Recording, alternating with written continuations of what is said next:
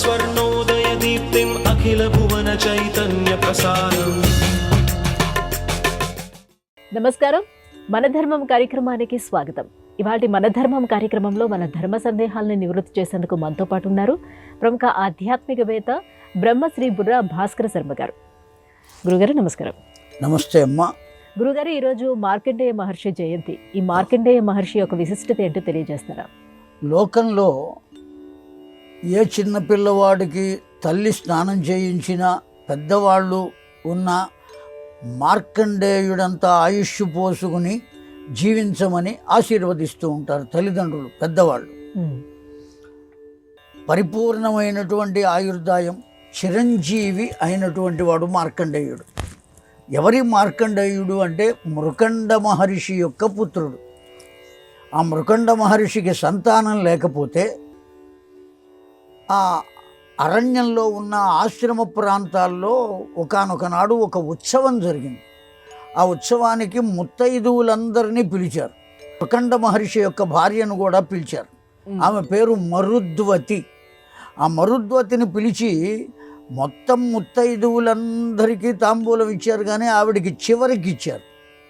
ఆనాడు ఉన్న సంప్రదాయం ఏమంటే, ఎక్కువ మంది పిల్లలు ఎవరికి కలిగి ఉంటే వాళ్లకు ముందు తాంబూలం ఇచ్చేవారు.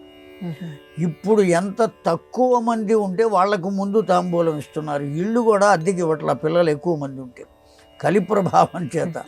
కనుక ఆవిడికి పిల్లలు లేరు, సంతానం లేదు, కనుక చివరికి ఇచ్చారు. పాపం మానసికంగా చాలా కుంచుకుపోయింది ఆవిడ. అటువంటి స్థితిలో భర్త వద్దకు వచ్చి అడిగితే గోమతీ నదీ తీరానికి వెళ్ళి తపస్సు చేశాడు. ఆయన పరమేశ్వరుడు ప్రత్యక్షమయ్యాడు. ప్రత్యక్షమయ్యి ఆ వరం ఇచ్చాడు, పుత్రుడు కావాలి అని. అయితే పరమేశ్వరుడు వరం ఇచ్చేటప్పుడు ఏం చేశాడు? నీకు పూర్ణాయుర్దాయము కలిగినటువంటి పుత్రుడు కావాలా, అల్పాయుర్దాయము కలిగిన సత్పుత్రుడు కావాలా? ఏ తల్లిదండ్రులైనా సత్పుత్రుడినే కోరుకుంటారు. మృకండ మహర్షి ఏం చేశారు? సత్పుత్రుడినే కోరుకున్నాడు. కనుక అల్పాయుర్దాయం. ఇప్పుడు ఆ పిల్లవాడికి 16 ఏళ్ల వయస్సు వచ్చిన తర్వాత మరణిస్తాడు. ఏం చేయాలి? దుఃఖం కలుగుతోంది, కానీ సత్పుత్రుడు కదా అనేటువంటిది.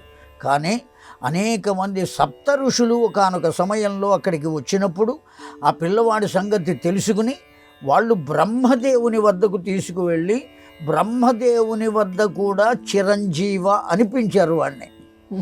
వాడు వెళ్ళి నమస్కారం చేసేటప్పటికి చిరంజీవ అన్నాడు సహజంగా బ్రహ్మదేవుడు కూడా. ఈ ఋషులంతా కూడా పకపక నవ్వుకున్నారు. సప్త ఋషులు ఎందుకయ్యా నవ్వుతున్నారు అంటే, ఇది పరిస్థితి అని చెప్పారు. వెంటనే బ్రహ్మదేవుడు పరమేశ్వరుని వద్దకు వెళ్ళాడు. ఆ పిల్లవాడికి శివార్చన విషయాన్ని తెలియచేయమన్నారు. ఈ సప్త ఋషులు ఆ పిల్లవాడిని కూర్చుండబెట్టి, ఆ మార్కండేయుడు మృకండస్య అపత్యం పుమాన్ మార్కండేయ అని. అసలు వాడి పేరేమిటో మనకు తెలియదు, పురాణాలు కూడా మనకు చెప్పలేదు. కేవలం ఏమని పిలుస్తున్నాం? మార్కండేయ అని పిలవటం చేత మృకండ మహర్షి యొక్క పుత్రుడు అని పిలుస్తున్నాం, అంతే. మార్కండేయుడు అంటే అర్థం మృకండస్య అపత్యం పుమాన్ మార్కండేయ, మృకండ మహర్షికి కలిగిన మగ పిల్లవాడు అని అర్థం. అంతే తప్ప అసలు అతడి పేరేమిటో మనకేం తెలియదు, ఏ పురాణము చెప్పలేదు. మార్కండేయుడనే పిలుస్తున్నాం మనం. ఇప్పటికీ ఆ మార్కండేయేశ్వర దేవాలయాలను కూడా కట్టారు.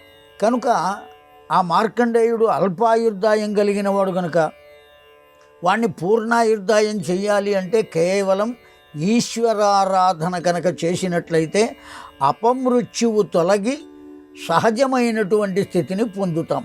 ఒక్క మార్కండేయుడే కాదు, మనం కూడా అంతే. ఈశ్వరారాధన అంతకన్నా దివ్యమైనటువంటిది ఇంకొకటి లేదు. అపమృత్యువు తొలగించుకోవటానికి. ఇప్పుడు వీడికి అపమృత్యువే ఉన్నది, చిన్న వయస్సులో పోతున్నాడు.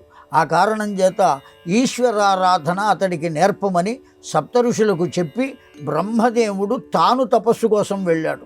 ఆ ఈశ్వరుణ్ణి ప్రసన్నం చేసుకుని వరం అడగటం కోసం ఈశ్వరారాధన చేసినటువంటి ఆ పిల్లవాడు యమధర్మరాజు వచ్చినా భయపడకుండా ఆ పరమేశ్వరుణ్ణి లింగాలింగనము అని అంటారు. ఆ పరమేశ్వర లింగాన్ని ఆలింగనం చేసుకున్నాడు. ఇంటికి వెళ్ళలేదు, తల్లిదండ్రులను చూడలేదు, చిన్న వయస్సులో కూడా కేవలం ఈశ్వరారాధన చేస్తున్నాడు.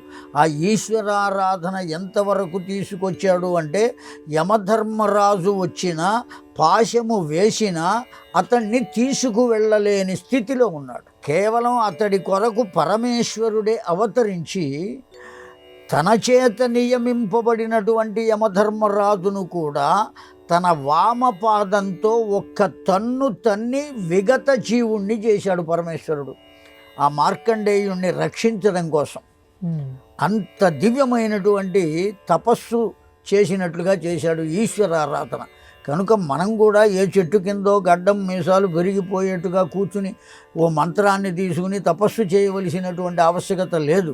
పరిపూర్ణమైనటువంటి చిత్తస్థాస్యంతో చక్కగా ఆరాధన చేసిన, భగవద్ ఆరాధన అర్చన చేసిన, అర్చన చేయడానికి అవకాశం లేకపోతే కేవలం ఈశ్వర, లేదు శివ, శంకర, హరహర ఇట్లా పిలిచినా వాడు వెంటనే మన వైపు చూస్తాడు. కాశీనగరంలో ఓ సూత్రం ఉన్నది. ఏమిటా సూత్రం అంటే, మహాదేవ అని ఒకసారి పిలిస్తే ఆ లోపల దేవాలయంలో ఉన్న మహాదేవుడు విశ్వనాథుడు ఒక్కసారి ఎవరో నన్ను పిలుస్తున్నారే అని ఆలోచిస్తాడు. రెండోసారి మహాదేవ అంటే ఆ శబ్దం ఎటువైపు నుంచి వచ్చిందో అటువైపుకు చూస్తాడట. మూడోసారి మహాదేవ అంటే ఆ అన్నవాణ్ణి తీసుకొచ్చి తన ఒళ్ళో కూర్చోబెట్టుకుంటాడట మహాదేవుడు. అసుతోషుడు అని బిరుదు ఆయనకు. అప్పటికప్పుడే కరుణించి వాళ్ళకు కావలసినవి అందించేటువంటి వాడు పరమేశ్వరుడు.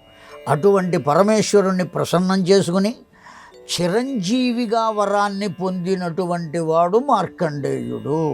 చిరంజీవి అని చెబుతున్నాం. చిరంజీవి అంటే అన్ని కల్పాలు ఉంటాడు అని కాదు. ఆ మార్కండేయుడు ఏ కల్పంలో పుట్టాడో, అవతరించాడో ఆ కల్పం అయిపోయేంత వరకు ఉంటాడు అని. కనుక అంత ఆయుర్దాయాన్ని పొందాడు. కనుకనే ఆ మార్కండేయుడు అంత కీర్తిమంతుడయ్యాడు.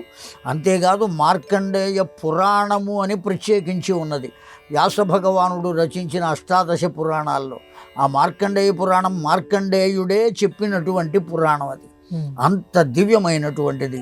ఆ మృకండ మహర్షి పుత్రుడైన మార్కండేయుడు కూడా కేవలం ఈశ్వర ఆరాధన చేత మన ఆయుర్దాయాన్ని కూడా పెంచుకోవచ్చు అని లోకానికి తెలియచేసినటువంటి మహానుభావుడు. అంత గొప్పవాడు మార్కండేయుడు. గురువుగారు, ఏదైనా ముఖ్యమైన పని మీద బయటికి వెళ్ళేటప్పుడు ముగ్గురు కలిసి వెళ్ళకూడదని అంటారు. అలా ముగ్గురు కలిసి వెళ్ళేటప్పుడు ఆ పని ముడిపడదు అని అంటారు. ఎందుకని? ఓ ప్రత్యేకమైన పని మీద మనం వెళ్ళేటప్పుడు ముగ్గురే కాదు, ఇద్దరు కూడా వెళ్ళకూడదు. కాకపోతే లోకంలో ముగ్గురు వెళితే ముడిపడదు అనే అదేదో ప్రాస కోసం తిప్పలు పడి చెప్పిన మాట. ఇద్దరు కూడా వెళ్ళకూడదు. ప్రత్యేకమైన ఓ విశిష్టమైన కర్మ కోసం, పని కోసం మనం వెళుతున్నాము అంటే మనం ఒక్కళ్ళమే వెళ్ళాలి. ఎందువల్ల అంటే ఇంకొకరు చేరితే ఆ పని పట్ల ఇంకొక భావం ఏర్పడుతుంది. ఒక్కడే కనుక వెళితే అతడికి ఏ భావం ఉన్నదో ఆ భావమే ఉంటుంది. ముగ్గురు చేరారనుకోండి, ఆ ముగ్గురిలో 3 భావాలు ఉంటాయి. ఏ భావాన్ని అనుసరించి వీడు కర్మ చేయాలి? కనుక పని ముడిపడదు అని చెప్పేది దేనికోసం అయ్యా అంటే అనేక రకాలుగా ఆలోచిస్తారు. వాళ్ళు ఆలోచించినప్పుడు ఆలోచిస్తే సంతోషమే. నువ్వు ఇలా కాదు, ఇలా చేస్తేనే బాగుంటుంది అని సలహా కూడా ఇస్తాడు వాడు. ఆ ముగ్గురు సలహాలు ఇచ్చారు. ఇప్పుడు ఎవరి సలహా చేయాలి? అందుకనే రామచంద్రుడు రామాయణంలో భరతుడు వచ్చినప్పుడు, చిత్రకూటంలో రామచంద్ర ప్రభువు నివాసం ఉన్నప్పుడు అరణ్యవాస సమయంలో భరతుడు రామచంద్రుని తిరిగి తీసుకువెళ్ళడానికి వస్తాడు. ఆ వచ్చినప్పుడు భరతుణ్ణి చూస్తాడు.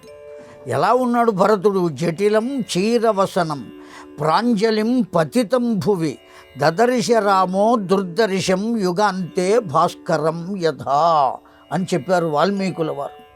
అంత విషాదంతో ఉన్నాడు, చూడలేని స్థితిలో ఉన్నాడు. నారచీరలు ధరించి ఉన్నాడు. ఒక రాజ పరిపాలకుడు నారచీరలు ధరించి ఉంటాడా? ఎందుకు ఇట్లా ఉన్నాడు? ఏ కారణం చేత ఇంత దీనుడై ఉన్నాడు నా తమ్ముడైనటువంటి భరతుడు అనే దుఃఖం కలిగింది ఎవరికి? రామచంద్రునకు. దుఃఖం కలిగినప్పుడు అతన్ని కూర్చుండబెట్టుకుని రాజ్య పరిపాలనలో ఏదైనా లోపం జరుగుతోందా, నీవు పరిపాలించలేని స్థితి నీకేమైనా కలుగుతోందా, ఏ ఏ సందర్భాల్లో ఏ ఏ సమస్యలు వస్తున్నాయి నీకు అని అడిగినప్పుడు ఈ విషయాన్ని కూడా అడిగారు. నువ్వు ఏదైనా ఒక సమస్య వచ్చినప్పుడు నువ్వు ఆలోచించాలి అంటే ఆ ఆలోచన నీవు ఒంటరిగా ఉండి ఎవరూ నీ వద్ద లేనప్పుడు అర్ధరాత్రి సమయంలో ఆలోచించు. అప్పుడు నీకు సమస్యకు పరిష్కారం లభిస్తుంది. నీవు ఒంటరిగా లేకుండా 10 మందికి చెప్పి 10 మందితో ఆలోచించినట్లయితే 10 రకాలైనటువంటి విషయాలను అందజేస్తారు. అప్పుడు ఏదీ చెయ్యలేని స్థితి కలుగుతుంది అని రాముడు భరతునకు సలహా ఇచ్చినట్లుగా రామాయణంలో చెప్పబడింది. అందువల్ల 3 బ్రాహ్మణులు మాత్రమే కాదు, లోకంలో చాలామంది ఈ మాట అనుకుంటారు, 3 బ్రాహ్మణులు వెడితే ముడిపడదు అని. అందున బ్రాహ్మణుడు వాడు చెప్పిన పని చేయకపోతే మళ్ళీ వాడికి కోపం వస్తుంది, వాడు చెప్పిన సలహా వినకపోతే మళ్ళీ కోపం వస్తుంది, నన్నెందుకు తీసుకొచ్చావని అడిగే అవకాశం ఉంటుంది. అందువల్ల ఒక్కడుగానే వెళ్ళాలి, 3 వెళ్ళకూడదు అనేటువంటిది ఏ వేదాలో చెప్పిన మాట కాదు, సామాజికమైనటువంటి ధర్మంలో చెప్పబడినటువంటి మాట. గురుగారు, అష్టాదశ పురాణాలు చాలా విస్తారమైనవి. అటువంటి అష్టాదశ పురాణాలని వ్యాసుడు ఒక్కడే రచించాడా, లేకపోతే వ్యాసుని పేరిట ఇంకెవరైనా రాశారా? లోకంలో తాము రాసి ఇంకొకరి పేరు పెట్టి ప్రచారం చేసేవాళ్ళు ఎవరు ఉంటారు? ఇంకొకరు వ్రాసిన దాన్ని కూడా నేనే వ్రాశాను అని చెప్పుకుని పేరు రాసుకునే వాళ్ళు ఉంటారు తప్ప ఎవరో రాసి వ్యాసుని పేరు పెట్టేటువంటి అవకాశం లేదు, అవసరం అంతకన్నా లేదు. వ్యాసుడే రచించాడు 18 పురాణములు. అందులో ఏమాత్రం ఎందుకు ఈ సమస్య వచ్చింది, ఎందుకు ఈ అనుమానం వచ్చిందంటే ఉపపురాణములు రచించేటప్పుడు మాత్రం తన శిష్యుల యొక్క సహకారాన్ని తీసుకున్నాడు. అంతేకాదు కొన్ని పురాణములు రచించేటప్పుడు గణపతి యొక్క సహకారాన్ని తీసుకున్నాడు. తాను కేవలం చెప్పాడు, వ్రాయసగాడు మాత్రం ఎవరు అంటే గణపతి రచించాడు. కనుక రచించటంలో, ఆలోచన విషయంలో, ఆ కల్పన విషయంలో వ్యాసుని సొంతం ఈ 18 పురాణములు కూడా. ఒక్కొక్క పురాణం రచించిన తర్వాత వ్యాసుడే నేను ఇంకా కొన్ని విషయములు చెప్పవలసి ఉన్నది అనే ఆలోచన కలిగి ఇంకొక పురాణం, దాని ద్వారా ఇంకొక పురాణం, దాని ద్వారా ఇంకొక పురాణం, లేదా అవతార విషయాలు చెప్పటం కోసం ఇంకొక పురాణం. అనేక అవతారాలు ఉన్నాయి కదా భగవంతునివి. పరమేశ్వరునికి అవతారములు ఉన్నాయి, నారాయణునకు అవతారములు ఉన్నాయి. ఆయా అవతార విశేషాలు ఎక్కువగా విశదంగా వివరంగా చెప్పటం కోసం ప్రత్యేకమైన పురాణాలు. అట్లా 18 పురాణములు వచ్చినాయి. ఆ కారణం చేత ఇవన్నీ వ్యాస భగవానుడే రచించాడు. ఎంతకాలం ఉన్నాడా వ్యాసుడు? ఇప్పటికీ ఉన్నాడు, ఎప్పటికీ ఉంటాడు వ్యాసుడు. వెళ్ళిపోయేటువంటి అవకాశం లేదు. కారణం ఏమంటే భగవంతుని యొక్క దివ్యావతారమే వ్యాసుడు. రాముడు ఎట్లా అయితే ఉన్నాడు మనల్ని కాపాడుతున్నాడు అని అనుకుంటున్నామో, కృష్ణుడు ఎట్లా అయితే ఉన్నాడు మనల్ని కాపాడుతున్నాడు అనుకుంటున్నామో, నరసింహుడు ఎట్లా అయితే మనల్ని కాపాడుతున్నాడు ఉన్నాడు అనుకుంటున్నామో, అదేవిధంగా వ్యాసుడు కూడా ఉన్నాడు. భగవంతుడే లోకంలో ఉన్నటువంటి మానవులకందరికీ కావలసినటువంటి ధర్మములను ఏ పురాణం ద్వారా, ఏ చరిత్ర ద్వారా ఎలా చెప్పాలో రచించటం కోసం ద్వాపరయుగ అంతంలో అవతరించాడు వ్యాసుడు అని చెప్పారు. అంతేకాదు ప్రతి కల్పములు, ప్రతి మహాయుగంలోనూ ద్వాపరయుగ అంతంలో ఒక వ్యాసుడు అవతరిస్తూనే ఉంటాడు. ప్రతి ద్వాపరయుగ అంతంలో, మహాయుగంలో 4 యుగాలు ఉంటాయి: కృతయుగం, త్రేతాయుగం, ద్వాపరయుగం, కలియుగం. ఈ ఉన్న 4 యుగాల్లో 3వ యుగమైన ద్వాపర యుగ అంతంలో ఒక్కొక్క మహాయుగానికి ఒక్కొక్కరు వ్యాసుడుగా అవతరిస్తూ ఉంటారు. తరువాత వచ్చేటువంటి కలియుగానికి, ఆ కలియుగంలో ఉన్న మానవులకు కావలసిన ధర్మములను అందించడానికి పురాణాలు వాళ్ళే రాస్తూ ఉంటారు. కనుక పురాణములు రచించడం కోసమే భగవంతుడు అవతరించాడు. అవి రచించడం కోసమే వ్యాసుడుగా భగవంతుడే అవతరించాడు. కనుక వ్యాసుడే రచించాడు. భగవంతుడు రాయడానికి రాయలేకపోవడానికి ఆలోచించవలసిన అవసరం లేదు. కనుక ఖచ్చితంగా వ్యాస భగవానుడే రచించాడు, అందులో సందేహం లేదు. ఆయనకు ఎవ్వరూ సహకరించలేదు. గురుగారు, ఆంజనేయ స్వామిని సింధూరంతో అలంకరిస్తారు, అలాగే తమలపాకులతో పూజిస్తారు. ఇలా ప్రత్యేకంగా తమలపాకులతో పూజించడంలో ఆంతర్యం ఏమంటారు? తమలపాకులు మానవ జీవితంలో ఆరోగ్య విషయంలో చాలా గొప్పవి. లోకంలో ఇవాళ రోజున అనేక మందిని బాధిస్తున్నటువంటి సమస్య ఒకటి ఉన్నది, ఎసిడిటీ అనేటువంటిది. ఆ ఉన్నటువంటి సమస్య పరిపూర్ణంగా తొలగాలి అంటే భోజనం చేసిన వెంటనే తమలపాకులు వేసుకోవాలి. ప్రతి ఒక్కరూ వేసుకోవాలి. అమ్మవారు కూడా ఎప్పుడూ తాంబూలం నవ్వులుతూ ఉంటుంది అని చెబుతూ ఉంటారు. పురాణాల్లో ఉన్నది ఆ విషయం. అందులో ఏమి ఆ పెదవులు ఎర్రగా ఉన్నాయి, దంతములు కూడా ఎలా ఉన్నాయి అని వర్ణించింది. మణిపుర వర్ణనలో అమ్మవారిని వర్ణించేటప్పుడు అమ్మవారి దంతాలు ఆ ఎర్రగా ఉన్న రక్తవర్ణ దాడిమి బీజ ప్రభాసతే, ఎర్రగా ఉన్నటువంటి దానిమ్మ గింజలు ఎలా ఉంటాయో అమ్మవారి దంతాలు అలా ఉన్నాయట. ఎందుకని అలా ఉన్నాయ్యా అంటే ఎప్పుడూ తాంబూలం నవ్వులుతూ ఉంటుంది. మాహూర్ అనేటువంటి ఊరు ఒకటి ఉన్నది, ఆదిలాబాద్కి దగ్గరగా ఉంటుంది. ఆ మాహూరులో అమ్మవారు ఉంటుంది. ఆ అమ్మవారికి నివేదన చేసేది తాంబూలమే. ఆ తాంబూలాన్నే వచ్చిన వారి భక్తులకు అందరికీ ప్రసాదంగా ఇస్తారు. అక్కడ అనేకమైన నివేదనలు కాదు, తాంబూలమే నివేదన చేస్తారు. అంత శ్రేష్టమైనది తాంబూలం. ఆ తమలపాకులు కూడా ఆరోగ్య విషయంలో కాకపోతే ఆ తమలపాకుల్లో అనేక రకాలైన పిచ్చి పిచ్చివన్నీ వేసుకుని నవలరాదు. ఏవేవి చెప్పారో అవి మాత్రమే ఉంచాలి. అవి వేసుకున్నట్లయితే పరిపూర్ణమైనటువంటి ఆరోగ్యం కలుగుతుంది. ఆరోగ్య ప్రదాత అయి అనేక రకాలైన దుష్టశక్తులను బయటకు గెంటివేయగలిగిన శక్తి కలిగిన వాడు కనుక మాకు పరిపూర్ణమైన ఆరోగ్యాన్ని కలిగించవయ్యా అని చెప్పటం కోసమే ఆంజనేయ స్వామికి తమలపాకులతో దండ వేస్తారు. నాగవల్లి దళద్వయము అని చెబుతారు. నాగవల్లి అంటే ఒక పాము ఎలా అయితే పాకుతుందో ఆ విధంగా పాకి దానికి వచ్చిన దళం కనుక 3 ఆకులనే చెబుతారు. దళమునకు 3 ఉంటాయి. 30 ఆకులు వేసుకోకూడదు, 300 ఆకులు వేసుకోకూడదు, రుచిగా ఉన్నాయి కదా అని వేసుకోమన్నారు కదా అని కేవలం 3 మాత్రమే వేసుకోవాలి. అంతకన్నా పెరిగితే మనం తీసుకునే మెడిసిన్లో ఏమవుతుంది, మోతాదు పెరుగుతుంది. అందువల్ల 3 మాత్రమే వేసుకోవాలి. అందులో ఇతరమైనటువంటివి వేసుకోకూడదు. అలా కనుక నవలగలిగితే ఆరోగ్యం కలుగుతుంది. మన ఆచారాలు కానీ పూజలు కానీ ఇవన్నీ కూడా పరిపూర్ణమైన ఆరోగ్య విషయాన్ని తెలియజేయడం కోసం ఏర్పడినవే. ఋషులు దానికోసమే ఏర్పాటు చేశారు. తమలపాకులతో దండ అందుకొరకు వేస్తారు. ఇక రెండో విషయం, సింధూరము ఎందుకు పులుముకుంటాడు అని. సీతమ్మవారి వద్దకు వెళ్ళి ఆంజనేయ స్వామి ఒక రోజున అడిగారట. చమత్కారమైన కథ ఉన్నది. అమ్మా, ఎప్పుడూ నీతోనే ఉంటున్నాడు రామచంద్రుడు, కారణం ఏమిటి అని అడిగాడు. అడిగితే అమాయకుడు కదా, శాఖామృగం, ఏమీ తెలియని బ్రహ్మచారి, అందువల్ల అమ్మ ఎప్పుడూ నీ వెంటే తిరుగుతున్నాడు మా రామయ్య. కారణం ఏమిటి అంటే ఆయనకు నా నొసటిని ఉన్న సింధూరం అంటే బాగా ఇష్టమయ్యా.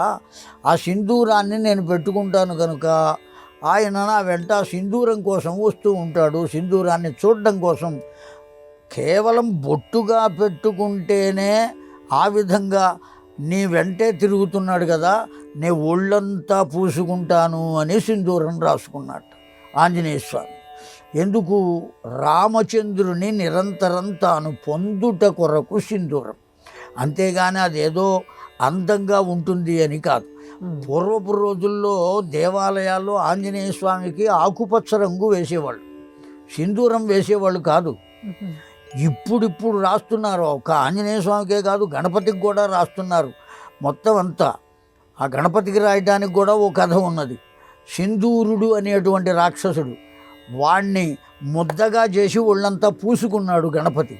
ఆ కారణం చేత సింధూరం రాసుకున్నాడు. ఆంజనేయ స్వామి ఈ కారణం చేత సింధూరాన్ని రాసుకున్నాడు ఒళ్ళంతా. అంతే తప్ప వాస్తవంగా ఆంజనేయ స్వామి యొక్క వర్ణము ఎటువంటిది అంటే ఆయన్ని ప్రత్యక్షంగా చూసినటువంటి తులసీదాసు చెప్పాడు. కాంచన వర్ణ విరాజ సువేశ కానన కుండల కుంచిత కేశ అని హనుమాన్ చాలీసాలోనే ఉంది. కాంచన వర్ణము అంటే బంగారపు వర్ణంతో మెరిసిపోతున్నాడు, కాంతివంతంగా ఉన్నాడు అని చెప్పాడు. ఆ బంగారం ఏ వర్ణంలో ఉంటుందో ఆ వర్ణంలో ఉంటాడు ఆంజనేయ స్వామి. సింధూర వర్ణము కాదు, ఆకుపచ్చ వర్ణము కాదు. పూర్వపు రోజుల్లో ఆకుపచ్చ వర్ణం వేశారు, ఇప్పుడు సింధూరం వేస్తున్నారు, అంతే తేడా. గురువుగారు, కర్మలలో స్వాభావిక కర్మ అంటే ఏమిటి, దాని ప్రత్యేకత ఏమిటి? కర్మ అనబడేటువంటిది ఒక విశిష్టమైనటువంటి పదం, చాలా గొప్ప పదం.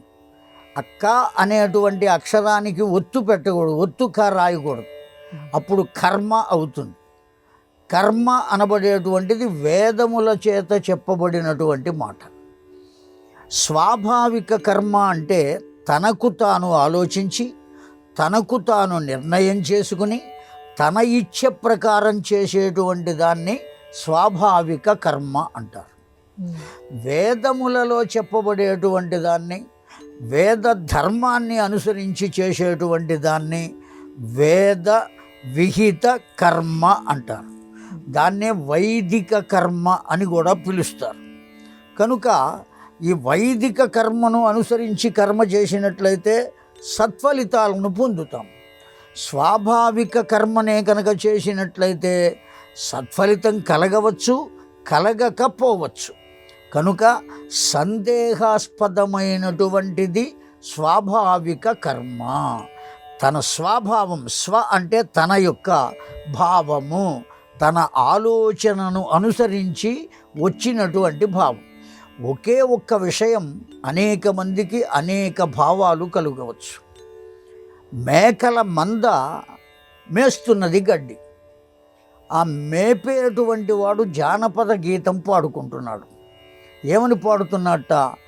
తెల్ల గొర్రోటి నల్ల గొర్రోటి సల్లంగా గడ్డి మేస్తున్నది, అది చూస్తుంటే నా మడుసుకి పగలు రేతిరి కలిసి కాలాన్ని మింగుతున్నట్టున్నది అన్నాడు.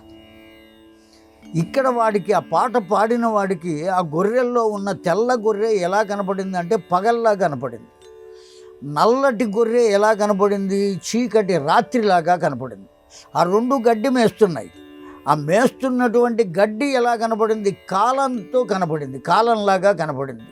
కనుక పగలు రేతిరి కలిసి కాలాన్ని మింగుతున్నట్టున్నది. ఒక పగలు ఒక రాత్రి గడిస్తే 24 గంటలు అయిపోయింది, కాలాన్ని మింగేసింది. కనుక వాడికి వాటిల్ని చూస్తే ఆ భావన కలిగింది, ఇంకొకటికి వాటిల్ని చూస్తే ఇంకో భావన కలుగుతుంది. కనుక ఎవరెవరి భావన వారికి సొంతం. దాన్ని స్వభావ కర్మ అంటాం. ఆ స్వభావ కర్మ కాకుండా వైదిక కర్మను కనుక ఎప్పుడైతే మనం ఆలోచించగలుగుతామో, అనుసరించగలుగుతామో, అనుష్ఠించగలుగుతామో ఖచ్చితంగా సత్ఫలితాలు పొందుతాం. ఈ స్వాభావిక కర్మ వల్ల మంచి ఫలితాలు కలవచ్చు. ఇప్పుడు అతడు పాడిన పాట ఎంత గొప్ప వేదాంతం ఉన్నది అందులో, ఎంతో గొప్ప వేదాంతం. వాడు పల్లెటూరు వాడే, గొర్రెల్ని కాచుకునేవాడే. కానీ ఒక గొప్ప వేదాంతి అయిన పండితుడు కూడా చెప్పలేని మాటను చెప్పాడు. కాలం యొక్క గొప్ప విశేషాన్ని తెలియజేశాడు. కనుక స్వాభావికమైనటువంటి కర్మ మంచి ఫలితాన్నే ఇచ్చింది. ఇక్కడ ఒక్కొక్కప్పుడు చెడు ఫలితాన్ని ఇవ్వవచ్చు. కానీ వైదికమైన కర్మ ఏదైతే ఉందో దానివల్ల ఎప్పటికీ సత్ఫలితమే కలుగుతుంది. కనుక స్వాభావిక కర్మ జోలికి అంత తొందరగా వెళ్ళరాదు, వైదిక కర్మ జోలికి మాత్రమే వెళ్ళాలి అని పెద్దల మాట. గురువుగారు, సాధారణంగా మారేడు వృక్షాలని శివాలయాల్లో మనం చూస్తూ ఉంటాం. ఆ మారేడు వృక్షాలని ఇంట్లో పెంచుకోవచ్చు అంటారా? మారేడు వృక్షం అనేటువంటిది ఎక్కడైనా ఉండవచ్చమ్మా. కాకపోతే ఇంట్లో ఉండరాదు అని ఎందుకు చెబుతున్నారు అనేది కూడా మనం ఆలోచించాలి. పూర్వకాలంలో ప్రతి ఇళ్లల్లో కూడా ఉండేవి మారేడు వృక్షాలు. కారణం ఏమంటే దేవతార్చన కరండము అని ఉండేది పూర్వకాలంలో. బ్రాహ్మణుల అందరి ఇళ్లల్లోనూ ఉండేవి. భోజనానికి పిలిచేటప్పుడు కూడా ఏమని పిలిచేవాళ్ళు అంటే మా ఇంటికి దేవతార్చనకు దయచేయండి అని పిలిచేవాళ్ళు. దేవతార్చనకు దయచేయండి అంటే మొత్తం వాళ్ళ దేవతార్చన కరండాన్ని తీసుకుని ఇక్కడికి వచ్చి పీటలు వేస్తే ఆ పీటల మీద కూర్చుని ముందు విస్తళ్ళు వేస్తే ఆ ప్రక్కనే దేవతార్చన పెట్టుకుని వాళ్ళు దేవతార్చన చేస్తూ ఉంటే వరుసన ఎంతమంది బ్రాహ్మణులు కూర్చున్నారో వాళ్ళందరూ దేవతార్చనలు చేస్తున్నారనుకోండి. ఒక్కసారి ఊహించండి ఆ దృశ్యాన్ని, ఎంత అందంగా ఉంటుందో, ఎంత ఆనందంగా ఉంటుందో. అందరూ దేవతార్చన చేస్తూ ఉంటారు. ఆ భోజనానికి వచ్చిన వాళ్ళు చేసేవాళ్ళు నేను చూచాను, చిన్నప్పుడు మేము చూచాము. అటువంటి అంత అందంగా అంత సుందరంగా ఉంటుంది ఆ దృశ్యం. కనుక దేవతార్చనకు దయచేయండి అని పిలిచేవాళ్ళు. భోజనానికి పిలిచేటప్పుడు తిండికి రండి అని పిలిచేవాళ్ళు కాదు, విందు అని కార్డుల్లో వేసేవాళ్ళు కాదు, వెళ్ళి పిలిచేవాళ్ళు. ఆ సంప్రదాయం అలా ఉండేది ఆనాడు. కనుక ఆ దేవతార్చన ఇంట్లో ఉండేది కనుక దేవతార్చనకు ఆ పరమేశ్వరునికి త్రిదళం త్రిగుణాకారం త్రినేత్రం త్రియాయుధం త్రిజన్మ పాప సంహారం ఏక బిల్వం శివార్పణం. ఒక్క బిల్వాన్ని అలా ఉంచినా ఆ శివుడు పరమానందపడిపోతాడు. శివుడు ఎటువంటి వాడు అంటే చెంచాడు నీళ్లకు ఒక్క ఆకుకు ఆనందపడి మన కోరికలన్నీ తీర్చేటువంటి అసుతోషుడు. కనుక ప్రతి ఇంట ఉండేది. ఇప్పుడు ఉండద్దు అని ఎందుకు చెబుతున్నారు? ఉండకూడదు అని కొంతమంది అంటున్నారు కనుకనే కదా ఈ ప్రశ్న మనకు వచ్చింది, ఉండొచ్చా ఉండకూడదా అని. ఎందుకంటున్నారంటే సాక్షాత్తు ఆ బిల్వ వృక్షము లక్ష్మీదేవి యొక్క రూపం, అమ్మవారే. అమ్మవారు ఇంట్లో ఉంటే దోషమేముంది? ఏ దోషం లేదు. ఆ అమ్మవారు ఉన్నట్టే, అందులో ఏం సందేహం లేదు. ఆ బిల్వ వృక్షానికి సంతానం లేనటువంటి వాళ్ళు దాని చుట్టూ ప్రదక్షిణం చేసి ఒక ప్రదక్షిణం అయిపోగానే ఒక గ్లాసుడు నీళ్లు పోసి అట్టా 44 రోజులు చేస్తే వాళ్ళకి సంతానం కలుగుతుంది అని ఉన్నది. కనుక ఆ బిల్వ వృక్షం ఉండవచ్చు, అందులో ఏ దోషము లేదు. గురువుగారు, ఇవాటి మన ధర్మం కార్యక్రమంలో మాకు వచ్చినటువంటి ధర్మ సందేహాలన్నీ కూడా నివృత్తి చేసినందుకు ధన్యవాదాలండి. శ్రీమాత్రే నమః. ఇది ఇవాటి మన ధర్మం కార్యక్రమం. రేపటి మన ధర్మం కార్యక్రమంలో మళ్ళీ కలుసుకుందాం. నమస్కారం. ఈ కార్యక్రమాన్ని తిరిగి చూడాలనుకుంటే www.youtube.com/@ETV Life Spiritual లో చూడవచ్చు.